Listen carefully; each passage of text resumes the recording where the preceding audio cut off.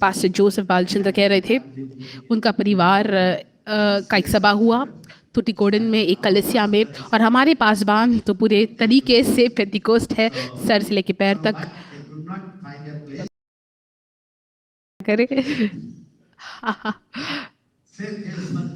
यही पतियों के लिए भी होता है।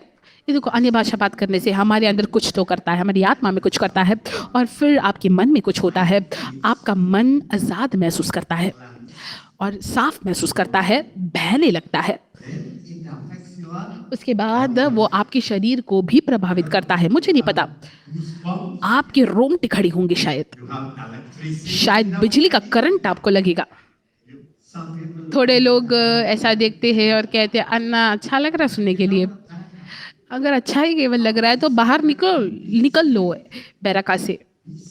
अगर आप असल में रहना चाहते बैरका में, तो आप गंभीर हो जाइए आत्मिक बातों के लिए, आत्मिक जीवन के लिए। ये खिलवाड़ नहीं है, ये आपके लिए आपके अंदर बहने वाला नदी होना चाहिए। मैंने कभी मेरी पत्नी को नहीं देखा वो अन्य भाषा में बिना बात करे हुए, हमेशा बाथरूम से लेकर, अगर कोई गलत फहमी भी होती है, मैं बहुत ही भारी होता हूँ, लेकिन वो अन्य भाषा में गाते रहते हैं। शुरुआत में, अभी नहीं।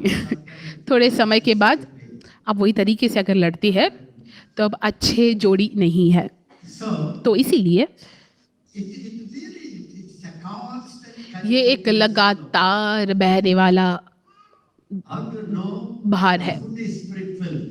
कैसे आपको पता चलेगा कि जो भोजन है वो आत्मा से भरा हुआ है? तो किचन के बाहर जाकर आपको देखना कि वो लोग क्या बात करते हैं। अगर सब जगह अन्य भाषा बात कर रही है तो उस भोजन के ऊपर भरोसा कीजिए, वो रस्म आपके लिए बिरयानी बन जाएगा। हालेलुया। ये बैरका उपदेश का ABCD है। जो हैदराबाद में जो पासबान है वो ज़्यादा करके ध्यान देते हैं, अन्य भाषा को ध्यान देते हैं। तो मैंने उनसे कहा, मैं तुम्हारे लिए बहुत ही गर्व मानता हूँ, तुम्हारे प्रति मुझे बहुत ही गर्व है। ये नए वाचा का खास अभिषेक है जो रखा गया है नए वाचा के विश्वासियों के लिए। पुराने नियम में सारे चमत्कार हुए, नदी भी विभाजित हुए, लेकिन अन्य भाषा वो केवल नदी को विभाजित नहीं करता, अंदर का डैम खोलता है। तो कभी थक मत जाइए अन्य भाषा में बात करने के लिए। अगर मैं आपको कुछ मेरे अनुभवों को कहूँगा, यहाँ पर विद्यार्थी है तो मुझे उनको नहीं खराब करना। ऐसे भी समय थे, परीक्षा होने से पहले सब कुछ मैंने पढ़ा और उसके बाद मेरी किताब को बंद करता था। बच्चे यहाँ पर है कोई? ये बात को मैं अन्य भाषा में प्रार्थना करता था, मेरे किताब को बंद कर। वो समय बहुत ही व्याकुल होते ना, ये हो सकता है, ये प्रश्न आ सकता है, वो प्रश्न आ सकता है। पढ़ते रहते हैं, और जो आलसी लोग होते हैं वो ज़्यादा पढ़ते हैं।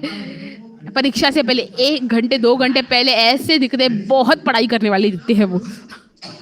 और मैं ये बंद कर देता था, मैं किताब को बंद कर देता था 1-2 घंटे पहले परीक्षा से, और मैं केवल अन्य भाषा में प्रार्थना करता। ये मेरे लिए बहुत ही बड़ा बलिदान था। मैं अन्य भाषा में बहुत ही प्रार्थना करता। परीक्षा होती थी, मैं किताब को खोल कर देखूं, लेकिन जो आखिरी के 1 या 2 घंटे है, केवल मैं अन्य भाषा में प्रार्थना करके परीक्षा लिखने जाता था। और MCOM के समय में ऐसा भी समय था, मैं इस प्रश्न को समझ ही नहीं पाता था, प्रश्न ही नहीं समझता था, मैं लिखना शुरुआत तो भी कर देता था। और उसमें मुझे बहुत ही अच्छे अंक मिलते थे। कैसे ये मैं सबके सामने कहूँ, कैसे सबके सामने ये बात कहूँ मैं? प्रश्न का जो थे वो मेरे लिए भेद की बात थी, रहस्य था, और मैं जो प्रार्थना करता रहस्य की भाषा में, इसीलिए मैं रहस्य को लिख रहा था। और लोग बाहर जाकर कहते हैं बहुत ही कठिन था। और परीक्षा देने वाला मुझे ऐसा देख रहा है, सभी को ऐसा लगता है अरे कितना लिख रहा है, ये बहुत ही होशियार है। किसी को नहीं पता मुझे प्रश्न समझ ही नहीं रहे थे। लेकिन अन्य भाषा में प्रार्थना करना अद्भुत बातों को कर सकता है। ये अद्भुत बात वो कर सकता है। इसीलिए जब मैं प्रचारों के लिए प्रार्थना करता हूँ, मेरे संदेशों के लिए, तो मेरा असली तैयारी and praying in tongues. अन्य भाषा में प्रार्थना करना, उसका कोई भी तुलना नहीं है, No, उसका तुल्य है ही नहीं।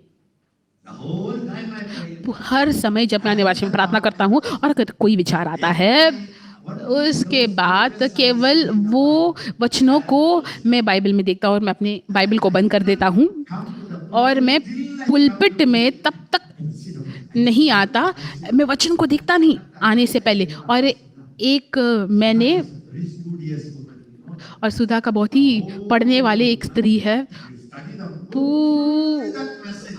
She will study and पूरे वो संदेशों को पढ़ेंगे, वो किताब जो है बाइबल में पूरा पढ़ेंगे, लिखेंगे। मैंने कहा तुम कुछ भी करो, लेकिन प्रचार करने से पहले अपने बाइबल को बंद कर दो और अन्य भाषा में 2-3 घंटे बात करना। then she said, और उसके बाद उन्होंने कहा ना अभी मैं समझती हूँ, मैं किसी का भी निंदा नहीं कर रहा, किसी को भी कुछ नहीं कह रहा, लेकिन एक सेवकाई में बहुत सारे कम they expect nothing. लोग होते जो कोई अपेक्षा नहीं करते, उनके पास कुछ नहीं है, वो बुलाए गए हैं Burden bearer. बोझ को उठाने वाले, भार को उठाने वाले। They don't think anything. वो कुछ नहीं सोचते, मुझे केवल अन्ना के लिए प्रार्थना करना है, मुझे अन्नी के लिए प्रार्थना करना है, I want to carry this. मुझे ये सेवकाई को मेरे हृदय में ले चलना है। मुझे पता है ऐसे लोग हैं जो मेरे साथ हाथ भी नहीं मिलाते, They cry. लेकिन वो रोती है, They fast. वो उपवास करते हैं। I know there are मुझे पता है some intercession. ऐसे मध्यस्थी करने वाले लोग भी हैं Fast every day. जो हर दिन उपवास करते हैं और उनका प्रार्थना The leader's eyes, they will pray one day. और उनका प्रार्थना बिंदु ऐसा होता है, अगुए की आंखों के लिए एक दिन प्रार्थना करेंगे, अगुए के हाथ के लिए एक दिन प्रार्थना करेंगे, They will not be on the scene. और वो कहीं पर भी दिखाई नहीं देंगे। Don't even ask for a fight. वो हमारे लिए अपॉइंटमेंट भी नहीं मांगेंगे हमारे साथ। Burden. उनको बोलते हैं भार को सहने वाले। मुझे पता है एक व्यक्ति अफ्रीका से, और उन्होंने कहा कि एक स्त्री ने अपने आप को दे दिया, सौंप दिया उनके लिए प्रार्थना करने के लिए। 50 plus 60 plus. तो डॉक्टर के पास वो गई और उन्होंने कहा मेरे पासवान अभी 50 के ऊपर है उनका उम्र। எண்ணுக்கடங்கா நன்மைகள் வருமே என் கண்கள்